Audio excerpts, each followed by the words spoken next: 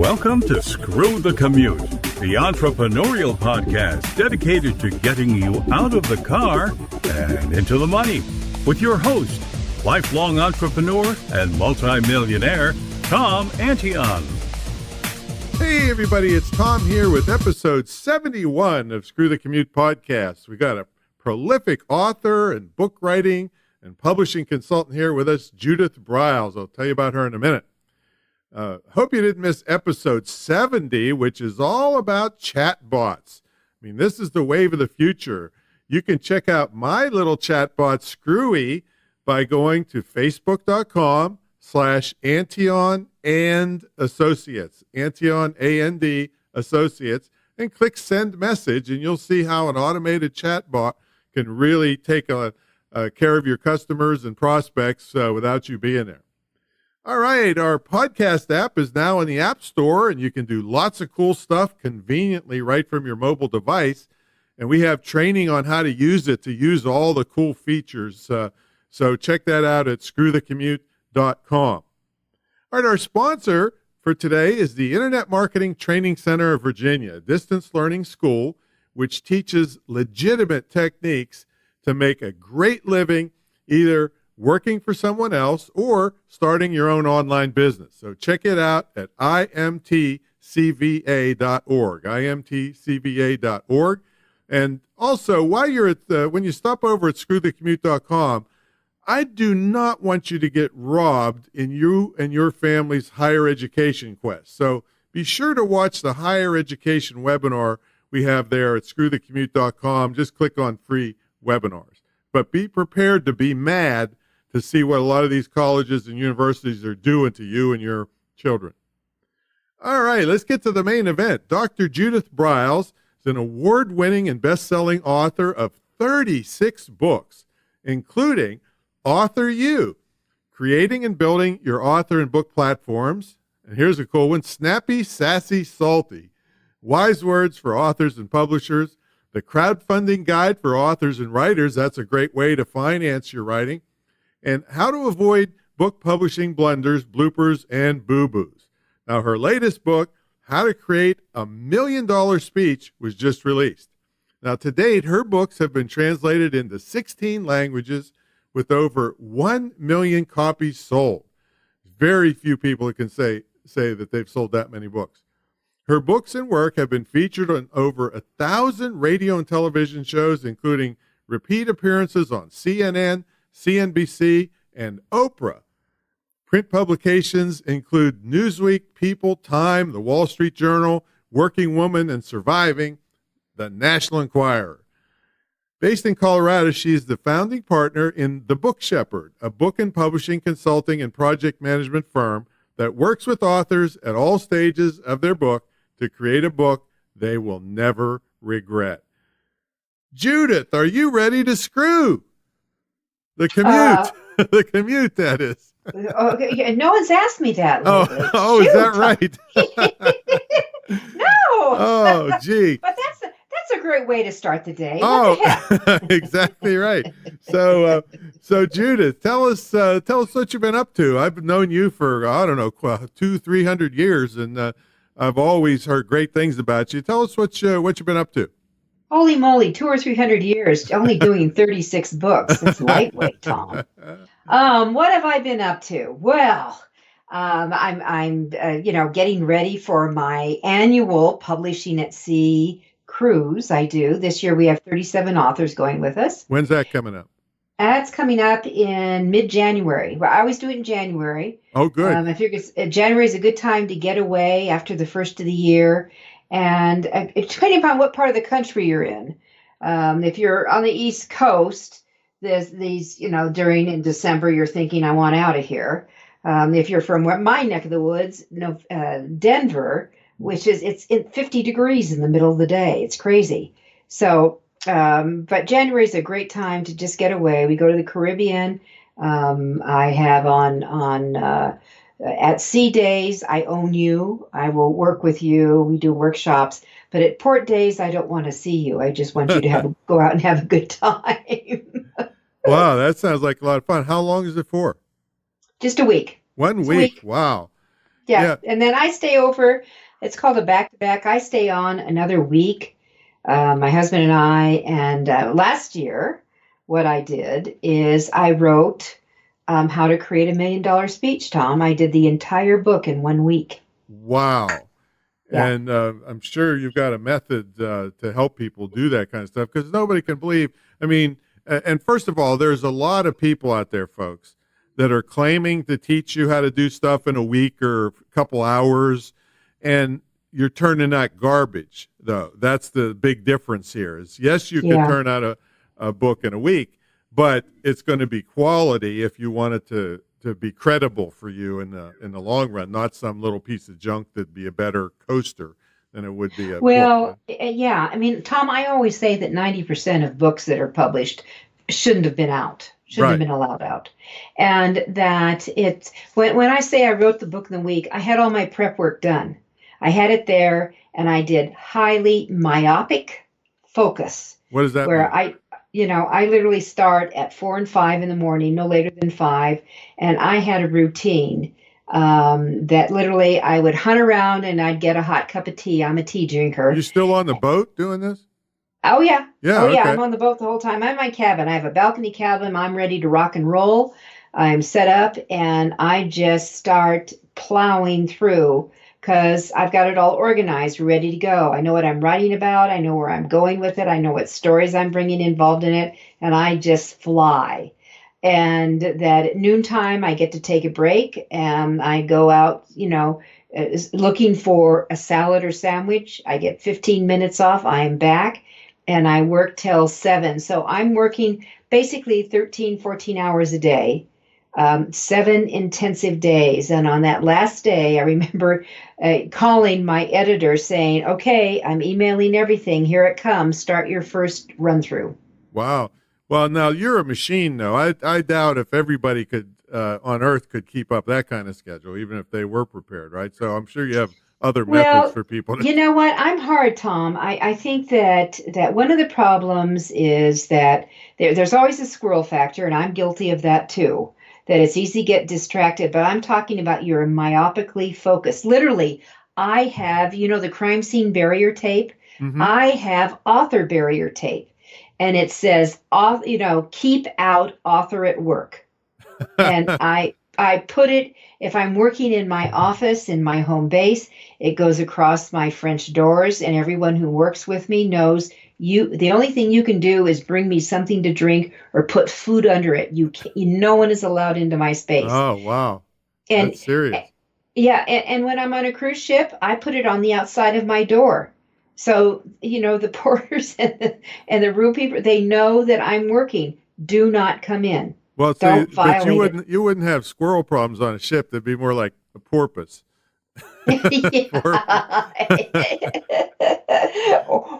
or other things, or whales, or buffets. That would be my downfall. I think that'd be the worst place on earth for me to write, because they'd have to put the crime scene around the buffet to stop me.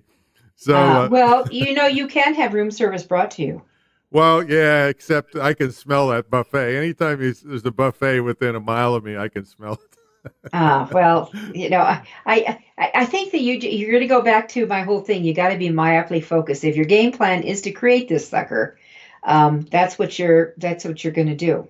Yeah, but back to my original point, everybody doesn't write a book in a week, right? So no. Yeah, I mean, you have lots of clients, and some of them it has to develop and brew and to get a quality book. Yeah, absolutely. No, it takes a lot of time. As I do a pick my brain session in my home once a month, and it was this past Saturday that we had 24 authors at every stage from I think I'm going to write a book to people who are out and running. And that one of the questions came up from the one, I think I'm going to write a book, is what do you do to get started? And I here's what I tell them: get an expandable 30-day file. Mm-hmm. That's where I'd start. Get a bunch of sticky notes. I put stuff up on a wall. Remember one time I was on a cruise ship and the entire sliding door had sticky notes because I had outlined the next book on it. Wow. And that, and you should start, and I know you all use computers, and that you have all these amazing things. But here's my problem, Tom, that if it's Tuesday, the Tuesday brain doesn't tell the Thursday brain where it puts stuff. And that, so I'm so visual and hands-on that I found that when I have the folder that I use as my first start point, I may gather stuff on the computer and start stockpiling it, but I actually print it out and I slot it in. And when one of those slots starts filling up with a lot of different components or ideas or articles I've found or notes I've made or fill in the blank, guess what? I know that's a frickin' chapter. Right, exactly. Yeah, now I happen to use an audio. So I keep my phone handy so that I can make quick notes to myself, if I'm driving or something. Because, I could have the best idea in my whole life and pull up in my driveway and forget it before I hit the front door. See, the car brain didn't tell you where exactly. Where the house brain is. So I just make a little note to myself on an audio. But I mean, whatever it takes to get the stuff collected and then get it down. But tell people, now I'm sure you don't just work with pure, quote, authors. You work with business people using a book for other purposes too, right? So what are some of the benefits you've seen from people writing books that aren't just authors? Well, I think that a business leader should think of a book as a lead generator. And the lead generator is to develop. It could be developing their business. It could be promoting their business. It could be creating that visibility factor. It's far beyond a business card at times when you're leaving nuggets behind and something. And people usually don't throw away books. Although I'm going to go back to what you said in the beginning, that if you're going to create garbage, they're going to get thrown away. And so you can create something. It doesn't have to be big. One of my philosophies has been for the last several years, short is the new black. And that you can create a mini book of some sort. I was looking at Seth Godin's latest book on marketing, that he's going with 5x7, which is what I've been going with for the last few years with my Author You mini guide series. They're all 5x7. And so they're easy to slip into something and move with it. And people will, it fits in a hand and they can take it away. But for a business person, you could push it out. You could drop it in. You could print these things for under $1, depending upon the size, that you could put it out as a promo piece or a swag piece for a conference, a meeting, a convention, fill in the blank, and really blast it. And people don't throw that away. They keep it. Yeah, and you'd have a better chance of getting probably in airport stores too, because people like to pick up quick reads that on a flight, so that's another outlet for them for the shorter. Well, and airport stores are a whole nother deal. There's two entities that control that market. And a lot of authors don't realize that you have to pony up the bucks to front in it. And they have a philosophy of something like Costco, which is called, you got to sell to the table. You got to sell through the rack. And you have a couple of weeks to do it. And by God, if you don't, guess what? You are adios. Yep. You're getting back. So big celebrities can probably circumvent that system because they know that the book is going to move quite a bit. But at any rate, you put out good quality. Some of those little skinny books, they do have a value, because if you have a table leg that's a little off, you can put them underneath to level your table out. Yes, and by the way, I have done that, Tom. Yeah. So did you ever have a job? You know what I did, and I think when you and I were talking one day, I am not a corporate fit anymore. I was, I did a variety of jobs, but I guess my first real career would have been as a stockbroker. I was one of the first women stockbrokers with E.F. Hutton and Company, and I was with them for 7 years, and I did extraordinarily well, and I left them and started my own firm. And eventually sold that and decided, and the entrepreneurial me was always there. I was always doing things differently from the rest of the gang, and which always ruffled feathers. I'm sure that our listeners who are have that entrepreneurial streak, is there something unique, something different There are tweaks that they come in with that start setting them apart. And I was different. And I remember the only comments I had when Hutton hired me as the token, and this was in Palo Alto, California.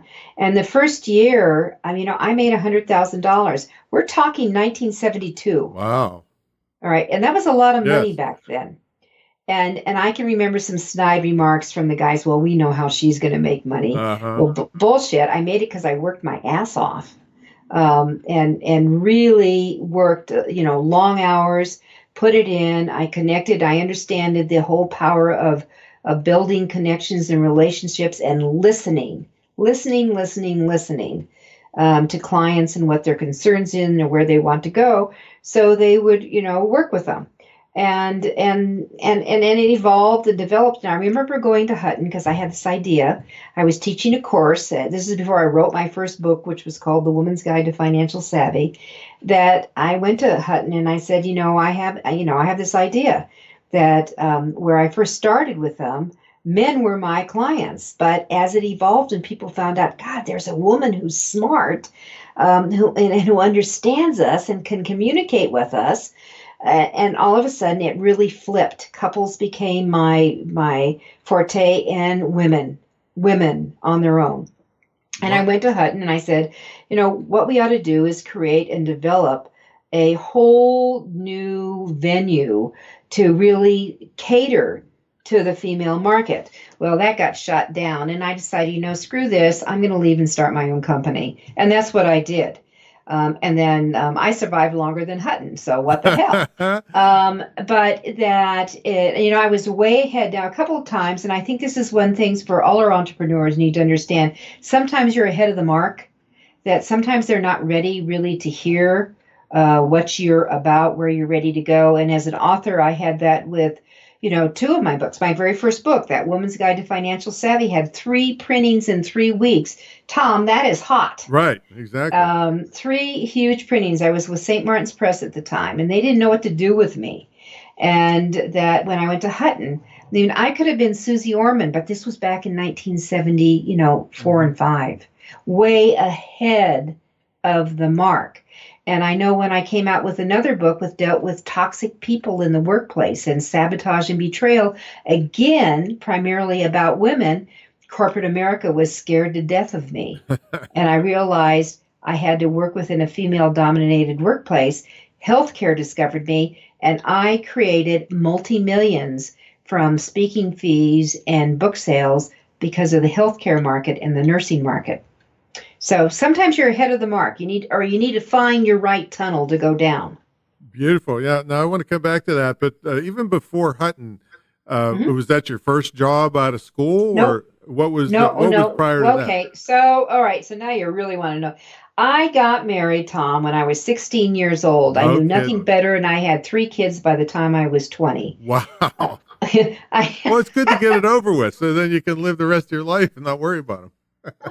I had a 4th child, and when I was 25, and he died.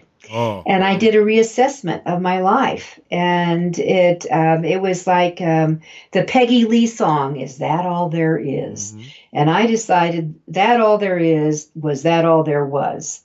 And I filed for divorce, went through a horrible, horrible time. I was working as a broker's assistant. At that time, I was registered, but I was always the backup help. Right. And Tom, I got fired. For what? For going through a divorce. Wow. So that was that much of a stigma in those days, huh? 1972. Here's what happened. Here was the leap that happened. Several of the clients in the firm, I worked for a company called Bateman, Eichler, Hill, Richards. Several of the clients in the firm were so angry that I got fired for going through a divorce. Now, and these were men, all men, from that were other clients of other brokers. A couple of the brokers, I got a call the following week after I was fired and just saying, we'd like to take you to lunch and thank you for all you've done to help us. And what I worked for the head honcho, the biggest producer in the company, who never took me to lunch. And I did all his research and I did all the hand holding with the clients. And I always helped the other brokers because the reality was I was smarter than a lot of them. Mm-hmm. And one of them said to me, "This is making me so angry. You should be a broker here. You are better than most of these people in this office." Well, they took me to lunch and they gave me an envelope, Tom. And inside the envelope was $2,000 in cash. Wow. Inside the envelope was a round trip ticket to San Francisco. And inside the envelope was 10 appointments that they had set up for jobs. Wow. And that's how I went to E.F. Hutton. Wow, that doesn't happen to most employees that got fired. I'll tell you, that's a severance package you didn't see coming. No. I got a check. I got a week's check when they said goodbye to me. Well, yeah, And that's what I mean. then I started all over from scratch. I mean, there's always more to the story, but it was just I worked hard. I was really focused.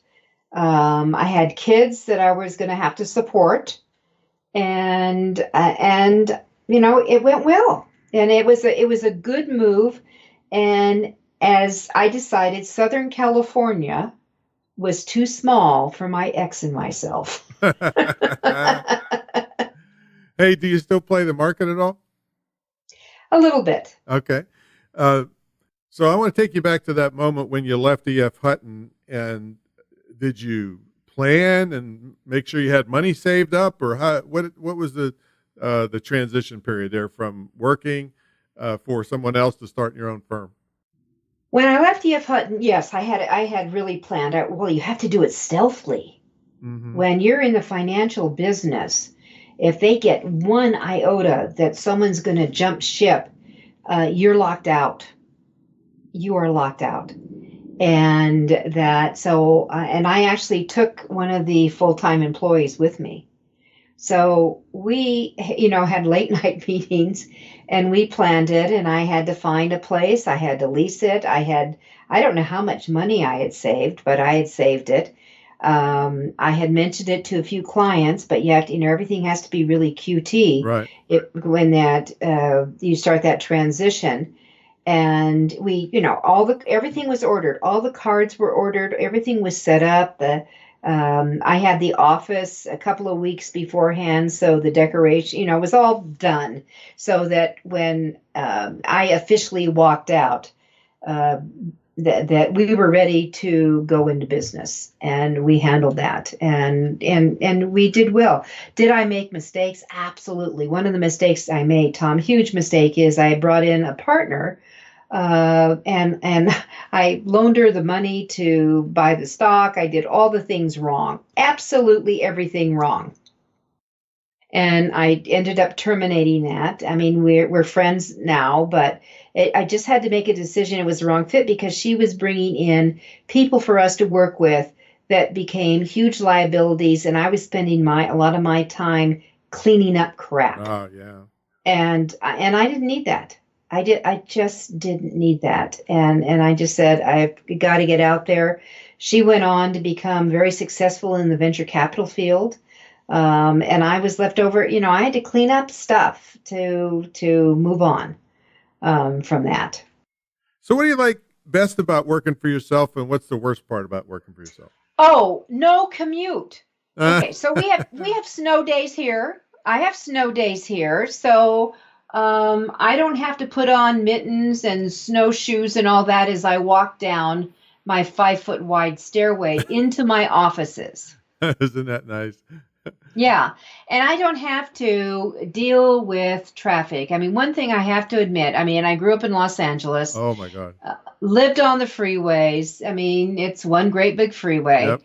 And so I was really tuned into that, but I don't like driving. I don't like, I'm not a bad driver. It's just, the stress of the other people. I just don't want it, and I don't like it. And I frankly like it, Tom, that people come to my offices. Right. Or buy stuff online or listen to your webinars and, all that stuff. Exactly. Yeah. Yeah. Exactly. So what's the worst part? The worst part, I think that probably we entrepreneurs work longer hours than any 9 to 5 person. Yeah, they say that an entrepreneur will work 18 hours a day to get out of working 8 hours for somebody else. Well, I think that there's a lot of truism in that. Hmm. And I know that, I'm an early bird. I've always been an early bird. And I've always been gifted that when I wake up, I'm an instant wake up. It's not like, oh my God, you have to have a zillion cups of coffee. No, Right, right. I'm instant. I'm instant. And You're so I instant can, coffee. yes. Yeah. And I don't drink coffee. I drink Yeah. tea. Okay. I'm a tea girl. All right. Dublin breakfast tea. Love it.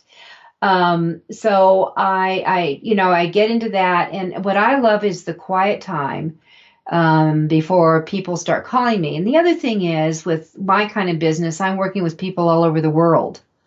So that being an early bird gives me an advantage where that if someone needs to talk to me at 5 a.m, I am totally coherent. Right. Yeah, that's yeah. The time zones can get you. I get people Yeah, in I the think that there UK are and Australia, challenges. all that Yeah, stuff. and then the remote world. I mean, we do live in a remote type world. Is that when you do create and expand your customer base that crosses multiple time zones, I think one of the things that's really important, I think for all of our entrepreneurs listening, is that you need to set, and I didn't do this in the beginning because, of course, I'll be available to you anytime. You need to set some boundaries of when you're not available. Hmm. Yeah, and I'm a little bit crazy with that because I'm such a fanatic. I do evenings, weekends, and holidays. Yes, Everything you else. do. But I Because love I it see so what much. you do. I love Yeah. it so much. I can't help it. I'd rather help somebody improve themselves on Thanksgiving Day than watch a bunch of parades and get drunk with Uncle Joe. No, well, So- well, since I don't drink with I don't drink, but I guess Uncle Joe could. I have to tell you, I have a vice on Thanksgiving. I watch the National Dog Show. Oh, that's Um, nice. yeah, well, yes, you're a dog, you're a Well, pooch I have lover, 19 so dogs here today, so there you go. in my house. And so I love doing that's kind of fun. And what I also find there are some things when I'm really drained, like when I do some of my intensives, I get drained and I really need to do a veg out. So that's when I love Netflix or Hmm. Amazon Prime, and I'll do a blitz through a whole Yeah, series they and call it just kind. binge watching. Yes, I'm a binge. I'll do a binge. But see, I write is that I'm a binge writer. I'm actually binge watching on Roku the Equalizer from the '80s. You know that Robert McCall. They have a new movie out with Denzel Washington where he always sticks up for the little guy, and I'm such an Yep. advocate for the underdog. I just Yep. go crazy over that, and they all the episodes are available now to me, so I'm binge watching that. But Well, tell and I've watched and I've seen the latest Denzel yeah. Washington Yeah, Equalizers. yeah, So I haven't seen Equalizer 2 yet, but I'm waiting. I've seen it. Yep. Mhm. So tell people how they can work with you. What if somebody's out there saying, I could write a book, but I just don't know what to do. What kind of services do you have for them? Well, there's a variety of services. I mean, we do have a course on how to write your book in 4 weeks, but and that's I'm going to go back to what you said as we opened. These people say that, come and write your book in a weekend. What hogwash. Yeah, And you're going to right, get hogwash. Let right. me tell you. But you got to we can do it and get your draft done. And if you're thinking you're going to have a completed, polished, spiffy book in 4 weeks, you're in for a rude awakening. There's a lot of mistakes. There's a lot of things you have to go along and changes, but you can get a draft done, and that's what I'd be after Hmm. and doing that. And that's just working with someone 4 hours once a week, and then you have homework you go away with, and then you keep coming back. I have most of my clients are either in the process of writing, Tom, where I am working with them and developing their book as we go along in a content editing type of thing. I bring in the whole team, the cover designers, the interior designers. If we need to get illustrators, we go after those animals. And the printers and everything else, and start developing the marketing plan. And I'm so marketing oriented that I always insist on writing the back cover copy for all my clients because most of those I think suck that Right, I see right. out there. So I try to take a book. My philosophy is when I work with people, I want them to create a book they don't have to apologize for, they don't regret. Right. And I can tell you of the 36 books I've done now, 18 were with New York houses. Of those 18, there's only 2 I didn't feel like I had to apologize for. I hated the covers. I hated the way the interior's laid out. I would never have done the back cover copies the way they do it. I just didn't like what they did. And I think one of the great things about, being this entrepreneur side to me is that as an entrepreneur, there's 4 things I really look at. One is I want to see some quality. I want to have control. And I think that most of us entrepreneurs want control. That's why we're doing what we do. I want to be able to produce stuff in a timely basis. If I see an idea, by God, I need to get it executed and out. And I once you figure this out and recognize that entrepreneurism is business, through and through, you can make more money. Yeah. So those things are guiding for me: the quality, the control, the time, and the money. Absolutely. And I want to just emphasize again that you're talking about writing quality, serious books that you Yes. can be proud of. I just want people to know that there is another faction that you can be proud of on very short ebooks. Like I've made fortunes on, I had a 4-hour layover at McCarran Airport, knocked together a 30-page ebook on a very tightly niche topic, and it's brought in $3.5 million over the years. So that's a different type of writing, a different type of entity. Absolutely. But I'm never going to show that to a CEO and get a big consulting contract out of it. I can tell you that. But so you have to know what kind of writing and what kind of reputation you want out there. I have some. I don't know if you know it, but I have some. My pen name is Lisa Roberts for my feminine side books.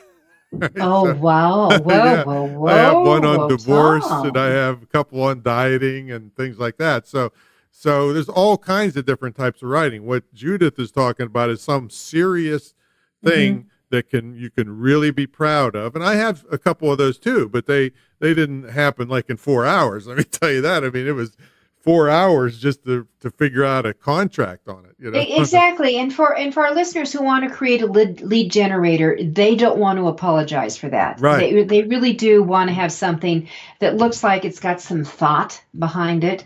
And this is marketing. This is marketing 101. And putting something out and getting something visible and that people and has nuggets and tips. And one of the things, Tom, I always say is it's not money that makes the world go around, it's problems. And business people, entrepreneurs are problem solvers. That's for sure. Now we got to take a brief break for our sponsor, but when we come back, we're going to ask Judith, what's a typical day look like when she's not cruising around the world? And how she stays motivated. Now, look, everybody, I'm down on my knees right now begging you to check out a particular webinar or pass it on to someone who could use it. See, I'm so far down on my knees, I think that the dogs are thinking I'm trying to play with them. Right? But it has to do with higher education. And if you're considering getting retrained because you hate what you're doing, or you've been displaced, or you want a better life for yourself and your family, or maybe you have kids and nephews and nieces or neighbors who are wondering if they should burn up hundreds of thousands of dollars and then end up broke and mountains of debt and, competing with an MBA for jobs at Starbucks. All right. You just got to watch this webinar. I mean, you got nothing to lose and everything to gain from taking a little time out and visiting screwthecommute.com and click on free webinars and watch the one on higher education. It could save you hundreds of thousands of dollars. Could save you and your kids from massive debt. And I got to tell you, you're going to be mad when you watch it, when you see some of these things that colleges and universities are doing to you and your children. So check it out at screwthecommute.com. Click on free webinars and watch the one on higher education. All right, let's get back to our super duper prolific writer guest, Judith Briles. She's a consultant to many, many, many people on book publishing and writing.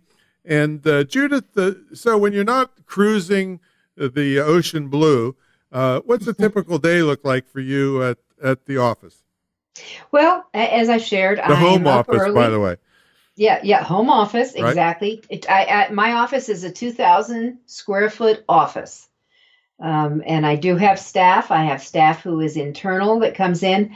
And one of the things I set up a policy, this is called boundaries again, that I don't let any clients come in on Monday physically into the office or staff. Well, that's because rainy days and Mondays always get you down. Well, I don't know. And It's hard, clients. Tom, it's hard to get me down. I know. But that I just need kind of that mental setup time. I need that quiet time. I may be listening to a little music. Sometimes I'll pick up the morning news real quick on the TV. But that's it's just kind of a setup, planning it. The one person I do interact with staff all the time is I have someone who works for me overseas, and so we are on from 5 in the morning till 10 every morning. We're live together. And what kind of tasks do you do with that? Have them do? Well, it could be I may have her searching for certain people and links that I am going to pitch out to for speaking and that kind of thing. Mm-hmm. It could be that she does all my posters. I'm a big fan of using Canva, Mm-hmm. and that I have over 1,000 quotes that I've created that we make them pretty. And she does all that. Where do you put them? We put them all out on social media. Like Pinterest? We put them on Pinterest. We put them on Instagram. We put them. We roll Twitter all the time. Mm-hmm. Between my two channels, I've got 67,000 or 68,000 followers on Twitter. We'll put them out on Facebook. I have a series of 365 plus for goofy holidays, whether it's potato chip day or, I always love one of the days in January is get rid of your fruitcake day. So, we made all those and I make comments on those. Mm-hmm. So they're fillers. Yep, got it. So I've always had those kind of things going on. So Leah does all that. And that I have an easing that goes out every Wednesday. So I'm already, I'm planning on that. I'm doing the finishing. I do the finishing touches on that on Tuesday. So she gets it and she does all the layout that goes out. I have 2 blogs that go out every week. I do a podcast, Author You, Your Guide to Book Publishing on Thursdays, and that Leah, whenever I have my guests on there, I create all the social media and we aggressively push out all our radio shows, our podcasts, for 2 months after we have the podcast. Mm-hmm. And we push those out. And I create all the social media for that. And then she's involved in scheduling. She takes care of all that scheduling, so I don't have to think about it. And truth be told, I actually hate Facebook. I think it's such it's an energy suck. And I think that this is now talking to the entrepreneur.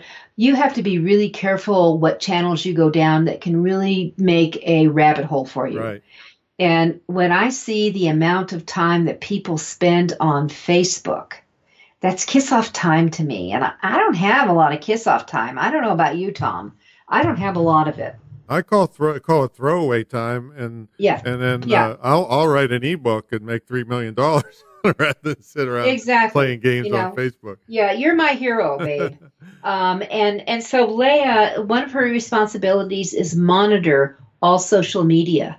Mm-hmm. If anything needs my attention, she alerts me. Right. And she says, Catherine, someone wanted some help about adult coloring books. And so, she'll send it over to me. I will dictate it quickly back, and she takes it and posts it. I don't do that.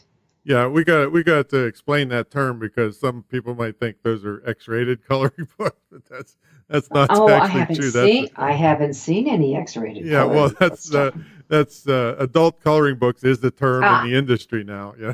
Okay. Okay. So is that like the erotica dinosaur books? It could be. Okay. So, and when you asked me earlier, I've worked on from kids books to we have a book we call the Naughty Book that we did last year, and it was a Las Vegas madam that did the book. Wow. I learned a lot, but I'm able to work with a variety of things. Well, I was at speaking at an education conference. I don't have kids, so I'm not really into all the stuff the kids are into. And I thought in the trade show that some of the books were jokes, but they weren't. It was like We Fart was a book that apparently sold hundreds of thousands of copies. Yes. I thought somebody was being funny about it at the adult education convention, but it wasn't. It was a kid's book. Oh yes. Well, there's a whole fart series, and different types of farts? What, wet ones, dry ones? Oh yeah. Yep. Fart competitions. Well, I know some people could win those. Oh, we're going downhill faster. So we are going down. But anyway, there's so my typical day is, I start off early, quiet, using up phones. I mean, these last 3 weeks, I've been on the phone from 6 a.m. till 9 a.m. with a client on the West Coast as we finished up her book, going line by line, changes, line by line by line. And it was the only way to do it. And it's like that's what her time was, and it worked with me. The working with someone at 10 at night isn't going to work with me. And working, once I get past that 7 o'clock night, because I've been up since 4 o'clock. Right. Yeah. That I'm not, I'm not the sharpest stick at that time. And the creative juices are fatigued. And the reality is that, that I want to find something I can binge on at that time. I need to go brain dead for a while. Now, what do you do to stay motivated? Yes, and that's why, and one of my pet peeves, Tom, is when people say, "Well, I don't watch television. We don't have a television," and there is some really good stuff on TV. But the other thing is, because I'm a speaker, and what I call the cash cow two-step, that I've made my money with my words, writing, and with my mouth, speaking, and that. When you're speaking, when you're interacting, and this is, I think all entrepreneurs need to be tuned into this, is that when you're dealing with the public in any way, you better know what that public is viewing and watching and listening to, because you need to listen to that too. You need to understand the jargon, what's going on, what's in the air. I got some of the greatest ideas to support key points and themes in my presentations from television shows that my audiences routinely watched. Mm-hmm. So what do you do to stay motivated?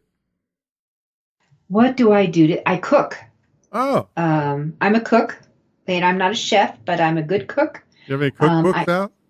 I haven't written it. I'm someone who read books. Oh, I read cookbooks.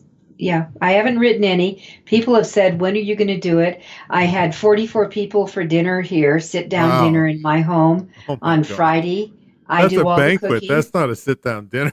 Yeah, it's a sit-down dinner. Yeah, I put it as a buffet out, but I do all the cooking. I've done it twice so far during the holiday seasons. And this is the way I catch up. So motivated, it's relaxing doing that. When I love to, there are certain things that inspire me. This is crazy. Sometimes when I'm doing editing for clients and listening, I listen to opera. I don't know what they're saying, but the passion in the music, is soaring, and I'm going to soar with it. And I love movies. And so that keeps me going. And sometimes just some great books. I mean, I just finished reading The Alice Network.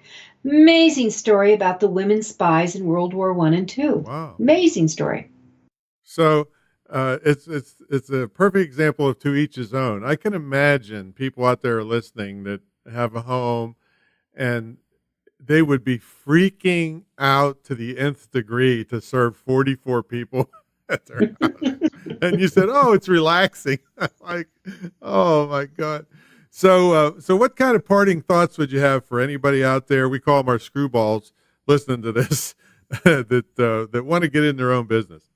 See, being around screwballs would motivate me. Okay, well, you're around them on this show, that's for sure. Okay, so being around people who are different and unique always works for me. Being around people who are blasé and are mimic other people and are not willing to stick their neck out and open their mouth and take a risk, or I'm ready to go click and I turn off. So I think what's really important is for all of us to remember that curiosity is so important. Being curious about stuff, finding out something new, what makes it tick, what makes it work. Go to something that you wouldn't expect to go to that could be a surprise. Not too long ago, I didn't know what the movie Bohemian Rhapsody was about at all, Tom. Mm-hmm. But we went to it. I loved it. It's a legend, basically. But you know what? Ding dong me. I didn't know who Queen was. I mean, I was pregnant and having babies during their time. I spent a decade pregnant. What can I say? Wow. And I'll never catch up to that. Yeah, you top that one, Tom Hundion. I was raising a family and doing that, and I was trying to start a business at the same time, and I encountered cancer, and then I went through. We didn't get through the pitfalls. I went through an embezzlement with another partner, and I lost $1 million and ended up homeless. Oh, right. So how do you recover from that? How do how do you find the pony underneath all that shit? How do you do that? Well, if you'd have had stock in Queen at the 1972, you'd probably be pretty rich. Yeah, but we went there, and I was so thrilled with I loved the colors, I loved the I loved the music. It was just a delightful surprise, and so the creativity that comes out and how people present things, that motivates me. And hearing about people really overcoming unbelievable obstacles. And we all have obstacles. Every one of us is going to have not one, not two, but dozens of obstacles. And I think one of the things that I learned early on from my upbringing, and I had a crappy family. I left home at 16. That tells you a lot. Yeah. That you get empathy and understanding that there is something better out there, but you've got to go find it and do it. And if you're not happy with what you're doing, there is something out there that will give you the juju and the juice that will reinvigorate you and get you going. Great. And I think the other thing, Tom, is that it's really important if there are people who are, energy suckers in your life, dump them, get rid of them. That is a great advice. Sometimes hard to do. It is. They're like stuck to you, like those things that stick on the bottom of a boat. Sometimes, but you got to scrape them off and move on. So thanks so much for taking the time to talk to us, Judith. How does people get in touch with you, or how do they sign up for the cruise, and what's all that? We'll put it all in the show notes. I have speaking intensive workshops. We didn't get into those publishing workshops that I do a couple of times a year. All of it's on my website, thebookshepherd.com. Thebookshepherd.com, and we'll have that in our show notes for everybody. Yeah, you can click on it on events going on. I would encourage people to, go on the website and sign up for my little opt-in piece, which has the 8 essentials of publishing. That means that you join my preferred list, and you now are going to become my email pen pal. Awesome. And you will get, like Tom sends out a gazillion things during the day, that you'll get my blogs a couple of times a week. And yes, they're snappy, sassy, and sometimes salty. and the e-zine that we go out with every Wednesday. So that's the best way, just to follow me and connect and do that way. And if you have a quick question, for God's sakes, pick up the phone and call me, 303-885-2207. And guess what? If I am here and not talking to a client, I pick up the phone and I talk to you. I love that, because I do too. And so thanks again, Judith. And Judith will help you, listen to this, avoid book publishing blunders, bloopers, and boo-boos. How about Yes, that? I do. So, hey, everybody, if you like this episode and all of our episodes, on Mondays we do in-depth trainings. On Wednesdays and Fridays we do interviews with great entrepreneurs. Not anybody as great as Judith Briles, but close. And, and we Thank you for recognizing my magnificence, yes, Tom. I do. And leave us a review over at iTunes if you can, and download our app. You can do all kinds of stuff. You can save your favorite episodes and all that. So I'll catch y'all on the next episode.